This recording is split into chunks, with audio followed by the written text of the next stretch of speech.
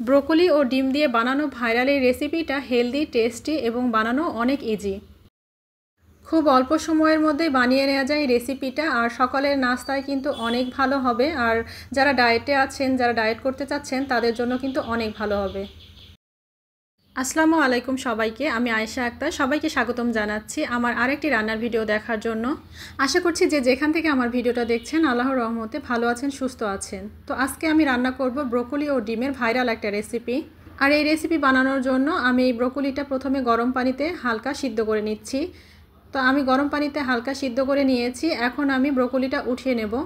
ব্রোকলিটা কিন্তু বেশি সিদ্ধ করব না, জাস্ট পানিতে 2-3 মিনিট ভাপিয়ে নিয়েছি। আর কালারটা কিন্তু এরকম সবুজ সবুজ থাকবে।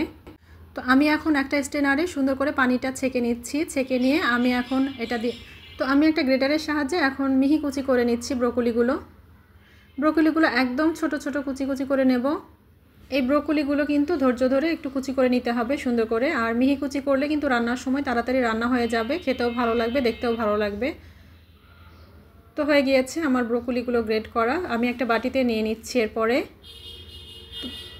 তো এখন আমি পেঁয়াজ কুচি করে রেখেছি, মরিচ কুচি আর ধনিয়া পাতা কুচি করে রেখেছি, আমি একে একে সেগুলো দিয়ে দিচ্ছি।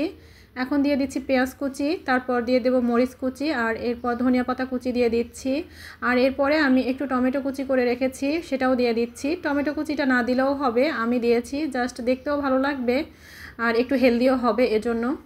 তো টমেটো কুচি দিয়ে আমি দিয়ে দিচ্ছি ডিম আমি 2টা দিয়ে দেব। আর এখান থেকে এখন কুসুমটা আলাদা করে নেব, কুসুমটা তো আমি পরে ব্যবহার করব। আর ডিমটা দিয়ে আমি ভালো করে মিক্স করে নিচ্ছি।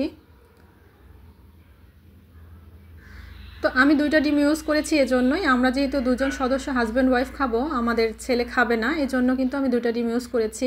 তো ডিমের কুসুমটা কিন্তু আগে থেকেই আলাদা করে নেওয়া যেত। এক্ষেত্রে ডিমের কুসুমটা কিন্তু আগে থেকেই আলাদা করে নিয়ে শুধু সাদা অংশটা দেওয়া যেত, কিন্তু আমি আগেই দিয়ে দিয়েছিলাম, এজন্য কুসুমটা উঠিয়ে নিয়েছি। আর এখন লবণ দিয়ে দিয়েছি, আর দিয়েছি একটু হলুদ গুঁড়া, আর সাথে ছিল জিরা গুঁড়া।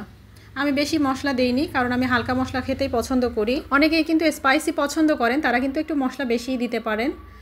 তো মশলা দিয়ে আমি কিন্তু ভালো করে মিশিয়ে নিয়েছি। আর এখন একটা কড়াইতে তেল দিয়ে দিয়েছি, আমি একটু তেল দিয়েছি, এর চেয়েও কিন্তু অনেক কম পরিমাণে তেল দিলে চলবে। আবার চাইলে বাটারও দিতে পারেন, অনেকেই আবার ঘিও দিতে পারেন, যারা ডায়েটে আছেন তারা বাটার অথবা ঘিও ইউজ করতে পারেন।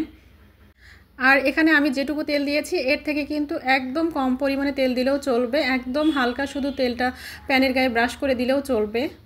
তেল অতি সামান্য পরিমাণে দেওয়া যায়, এজন্যই এই রেসিপিটা কিন্তু অনেক হেলদি, পাশাপাশি অনেক টেস্টিও হয় কিন্তু খেতে। যারা এখনও বাসায় ট্রাই করেননি, আমি বলবো একদিন হলেও ট্রাই করে দেখতে পারেন, আশা করছি অনেক ভালো লাগবে ইনশাল্লাহ আপনাদের। তো আমি প্রথমে মিশ্রণটা দিয়ে তার উপরে কিন্তু কুসুমটা দিয়ে সেট করে দিয়েছি। আর এরপরে আমি ঢাকনা দিয়ে দিলাম। তো ঢাকনা দিয়ে আমি কিছুক্ষণ ওয়েট করছি, আর ফিরে এসেছি কিছুক্ষণ পরে। এটাতে কিন্তু ধরা বাঁধার কোনো সময় নেই, শুধু যখন দেখবেন আপনার রুচি মতো তো কুক হয়ে গিয়েছে তখন কিন্তু বন্ধ করে দিতে পারেন। এভাবেও কিন্তু রাখা যায়, আর আমি কিন্তু এভাবে রাখবো না, কুসুমটা একটু সিদ্ধ করে নেবো, এই জন্য উল্টে দিয়েছি। আর এই সাইডটা কিন্তু সিদ্ধ হয়ে গিয়েছে আর একটু পোড়া পোড়াও হয়ে গিয়েছে, এরকমই ভালো লাগবে।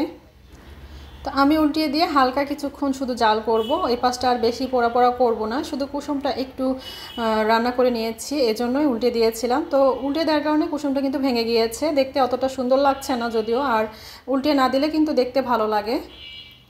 তো আচ্ছা, যাই হোক, দেখতে যেমনই হোক খেতে কিন্তু অনেক টেস্টি। তো আমার রান্নার ভিডিওটা আপনাদের কেমন লেগেছে কমেন্টে কিন্তু অবশ্যই জানাবেন। আর ভালো লাগলে লাইক, কমেন্ট, শেয়ার করে আমার চ্যানেলটাকে সাবস্ক্রাইব করে রাখতে পারেন, এরকম আরও রান্নার ভিডিও